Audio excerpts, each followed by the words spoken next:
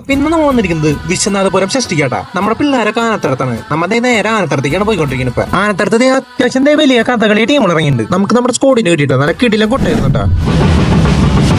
ഞങ്ങൾ ഈ തന്തവായി പഠിച്ചിട്ട് നിങ്ങൾ തെറ്റിദ്ധരിക്കണ്ട. ഞങ്ങൾക്ക് പെട്ടെന്നൊന്ന് മൂട് വരില്ല. മൂട് വന്നു കഴിഞ്ഞാൽ പിന്നെ ഞങ്ങൾ പൊളിയെ പൊളി. എന്റെ പൊന്നെ തന്തവായിന്റെ കാര്യം പറഞ്ഞുള്ളത് നോക്കി കിടിലം ഡിസ്റ്റഡ് ചെയ്യുന്നുണ്ട്. ഞാൻ അമ്മ പെട്ടെന്ന് പെട്ടായിരുന്നു. ഇപ്പൊ ഈ പവർ ഉണ്ടെങ്കിൽ ആയ കാലത്തപ്പ എന്തായിരിക്കും പവർ? ബാബു സച്ചുമോനെ എന്തൊക്കെ ചെയ്യണു? ശിവ ശിവ അവഞ്ചിസ് ഞാൻ വീഡിയോ എടുക്കുന്നുണ്ടില്ലേ, കണ്ടപ്പോ അവനോടി. കുറച്ചു ദൂരം നടന്നു കഴിഞ്ഞാൽ ജിസും തുമ്പൊക്കെ അവിടെ ഡിസ്റ്റഡി തുടങ്ങി. ബാബുനെ പിന്നെ പറയണ്ടല്ലോ, ചെക്കൻ ഫുള്ളാണാ.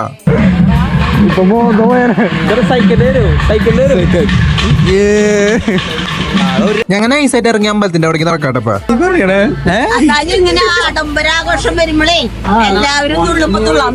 നമുക്ക് അറ്റ്ലസിനും ജീസുടിനെയും അശ്വിനെയും കിട്ടി. അതിനപ്പം നമുക്ക് സർവത്തും കിട്ടി. അവിടെ ഇപ്പഴത്തേക്ക് എത്തിയപ്പോ നമുക്ക് ഐസ്ക്രീമും കിട്ടി.